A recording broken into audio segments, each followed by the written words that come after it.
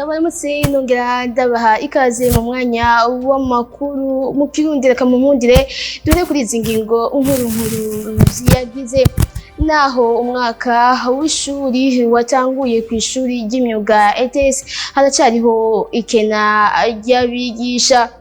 Umuririmbyi wese yaba umurundi canke uwatumiwe ava hanze y'igihugu ategerezwa guterera igihugu biciye mu ikori ku bice 15 kwijana. Aya n'ayandi ni mukanya.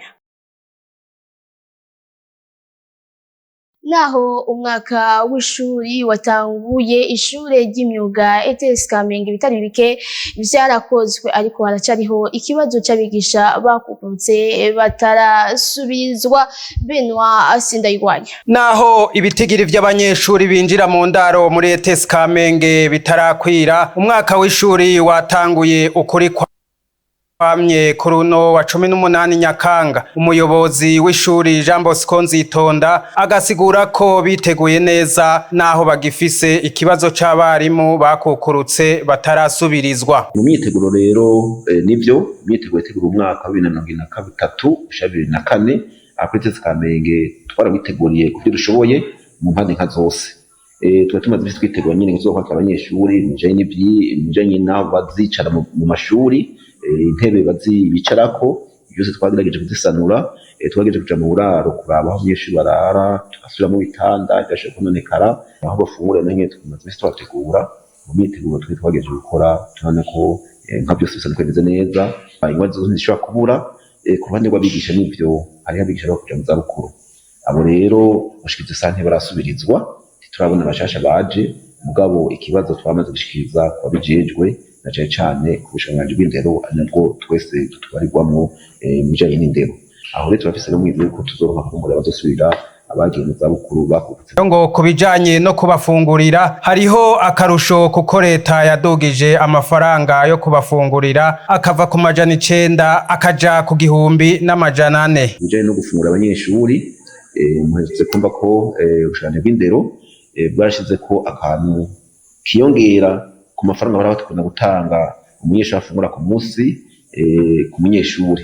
Mu myaka iheze baratanga 900 ku munyeshuri kandi ku munsi, ubunye barakumbira amafaranga 500, ubunye agiye kugira n'amafaranga 400 ku munyeshuri kandi ku munsi. Murumva rero ko akora akantu ko nyene gakomeye ubushobozi bw'indero bwashe gushira mu ngiro. Aho mwomenya ko ku banyeshuri barenga 2500 bitezwe aho kuri iryo shure, abagera ku 600 gusa nibo bamaze kuhashika. Isima y'ishirahamwe Great Lakes Company ntiyemewe hano mu Burundi ko yasanzwe ifise utunenke bivugwa na Severus Ndayikengera arongoye ikigo BBN kijeje gucungera ubuziranenge. Ahi Burundi ni ikirimbiro ry'abantu bashora ibintu vyo kubaka, ibintu bidakwije ivyangombwa wasanga vyinjira uko bishaka. Tumaze kubimenya, kirazira yuko turera amaboko. Twabonye ikompanyi ikorera muri Kongo, ikompanyi yitwa Great Lakes Company GLC. Iyo kompanyi yari maze iminsi ikorana n'abagira komande y'isima nyinshi ngahi Burundi. Kuva uno munsi iyo kompanyi abayigira ko komande turabihagaritse. Hariho stoke y'abantu bagize ko komande ahi wacu, baragenda muri Obuha kugirisha analyse. Urero ngahi Burundi turafise ikintu bita infrastructure nationale de la qualité, nukuvuga abantu bose turaba ibi bintu by'ubuziranenge. Obuha irimo inyuma y'imisi 28 Obuha muri laboratoire des études batoye yuko iyo resistance mécanique en traction flexion ari 67 n'ibice 66.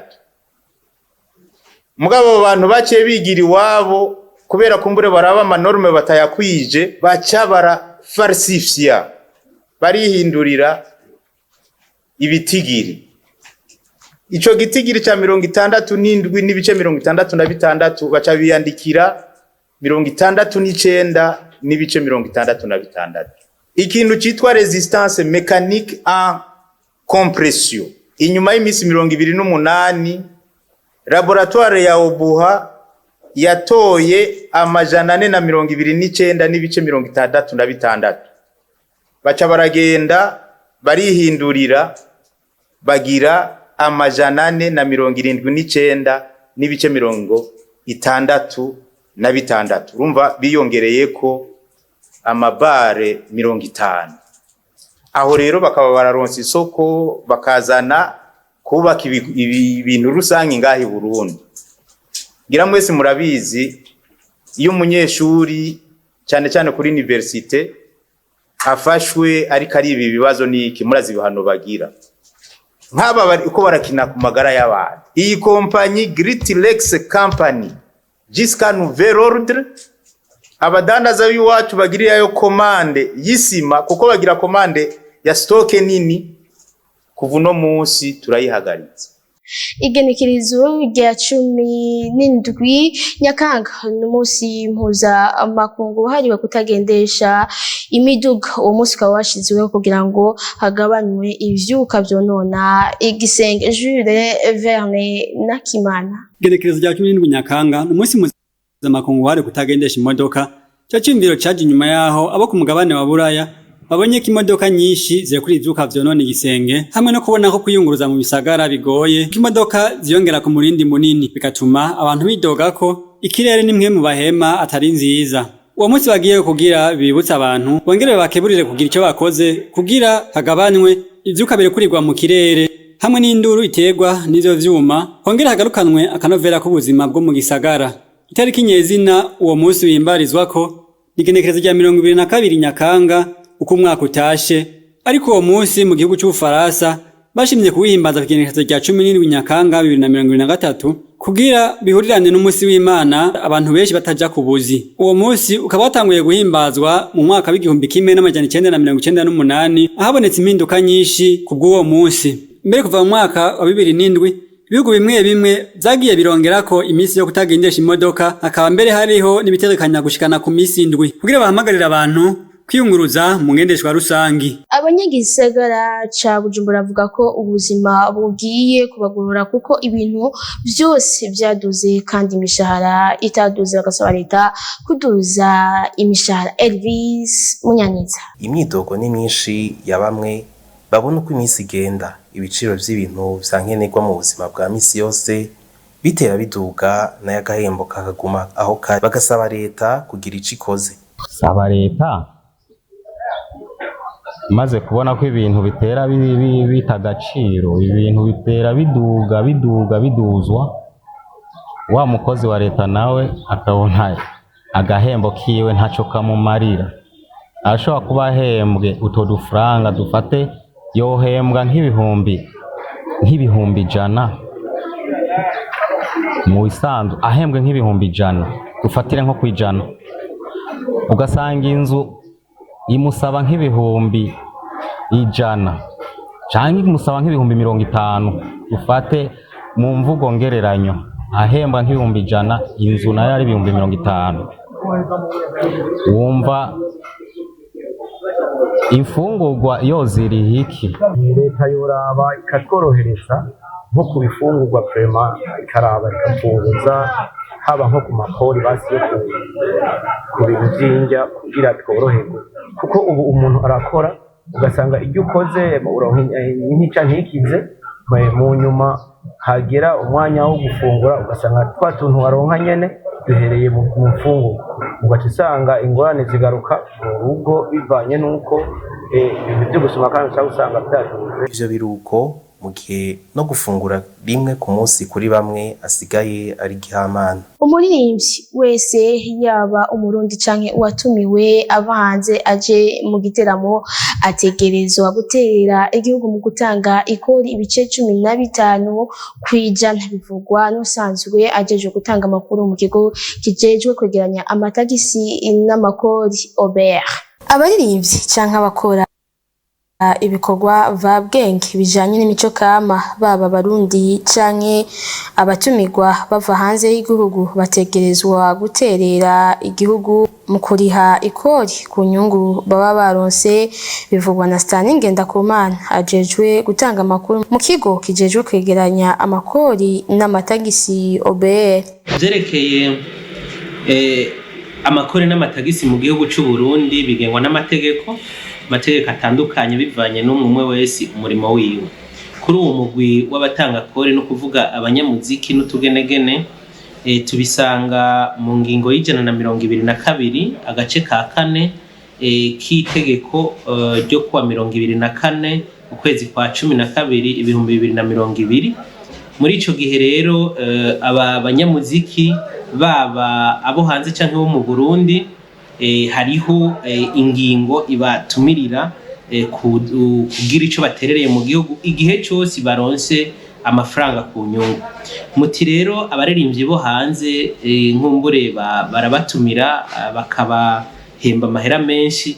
Icambere cyo gutandukanya canke kumenya no kumenya ati mbega batumiwe nande.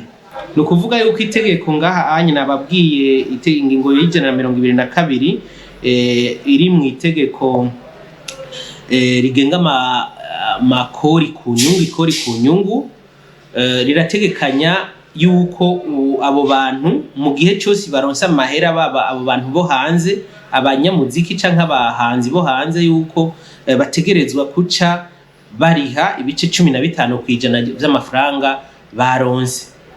Nico kimwe n'itegeko rigenga TVA aho rica ryerekana neza yuko uwo muntu ategerezwa kuriha icyo twita ikori ku nyongeragaciro.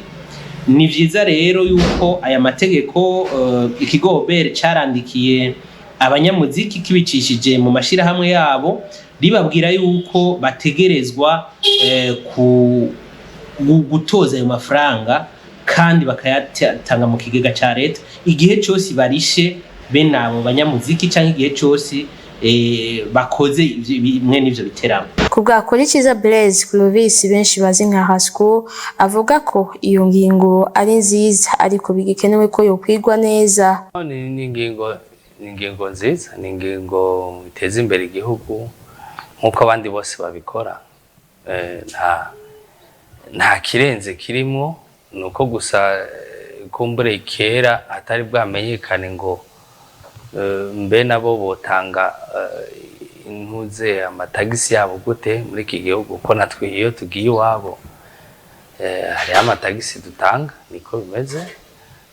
Ni ingingo nziza cyane ariko gusa bigikenewe yuko vyigwa ingene iri bushigwe mu ngiro, ko urumva nabo ubwabo baba bazimvye. Sinzi ko mwabonye ko